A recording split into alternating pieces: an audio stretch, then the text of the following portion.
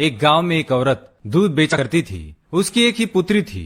वो बहुत ही संस्कारी और सरल स्वभाव की थी। उसकी माँ का नियम था कि वो रोज दूध को उबालकर उसे ठंडा करके अपने घर के आंगन में रखती थी और घंटा बजाती थी, और फिर जितने भी सर्प होते थे वो दूध को पीने के लिए आते थे। उसने अपने बेटी से भी कहा था कि ये सर्प ही तुम्हारे भाई है। अगर मैं न रहूं तो तुम अपने भाइयों को याद कर लेना और उनके लिए दूध अवश्य रखना। कुछ वर्षों बाद वह लड़की बड़ी हो जाती है और उसकी शादी एक बहुत बड़े खानदान में होती है। उस गांव के मुखिया के 7 बेटे थे। उनके सबसे छोटे बेटे के साथ इसका विवाह होता है। उस घर की 7 बहुओं में से सबसे छोटी बहू ज्यादा संस्कारी थी। उसे बाकी की बहुएं ताना मारती थी कि तेरा इस दुनिया में कोई नहीं। एक माँ थी, वो भी मर गई। ये सुनकर भी वो किसी से कुछ भी नहीं कहती थी। अब श्रावण का महीना शुरू हुआ था। सारी बहुएं बहुत खुश थी। उनके भाई उन्हें लेने के लिए आने वाले थे और वे पूरा महीना अपने मायके में आराम से व्यतीत करने वाली थी। सबसे बड़ी बहू छोटी बहू के पास आती है और कहती है, तुम्हारा तो कोई भाई नहीं है, अब तुम क्या करोगी? पूरा श्रावण यही बैठे रहना पड़ेगा।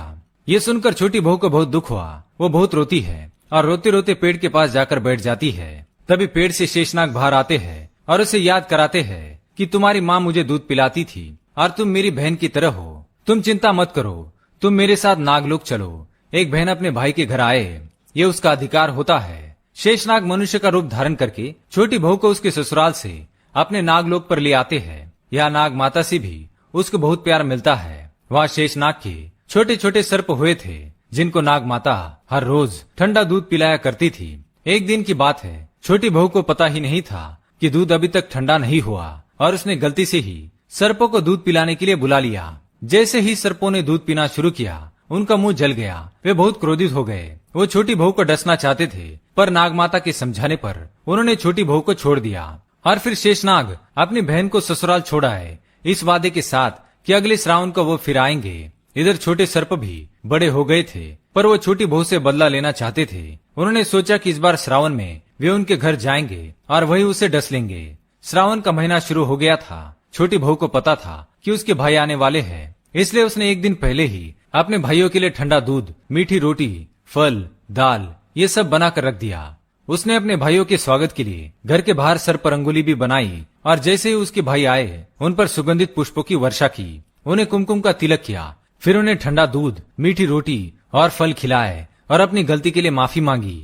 उसके सर्प भाइयों को विश्वास हो गया कि उनका मुंह छोटी बहू से गलती से जल गया था, इसलिए सबने खुश होकर छोटी बहू को एक बहुत ही सुंदर मोतियों का हार दिया और वचन भी दिया कि जो भी हमें तुम्हारी तरह प्रेम से ठंडा दूध पिलाएगा, हम उसे कभी दंश नहीं करेंगे और उसे सभी प्रकार के दोषों से मुक्त करेंगे। इसलिए कहा जाता है कि नाग पंचमी के दिन सर्पों को दूध पिलाने से घर में सुख समृद्धि आती है और व्यक्ति के सभी प्रकार के दोष नष्ट हो जाते हैं। तब से श्रावण माह की शुक्ल पक्ष की पंचमी तिथि को नाग पंचमी का त्योहार मनाया जाता है, जिसमें सारी महिलाएं नाग देवता को भाई मानकर उन्हें ठंडा दूध पिलाती है। उम्मीद है दोस्तों आपको ये कथा सुनकर आनंद हुआ होगा। अगर वीडियो पसंद आए तो लाइक करें।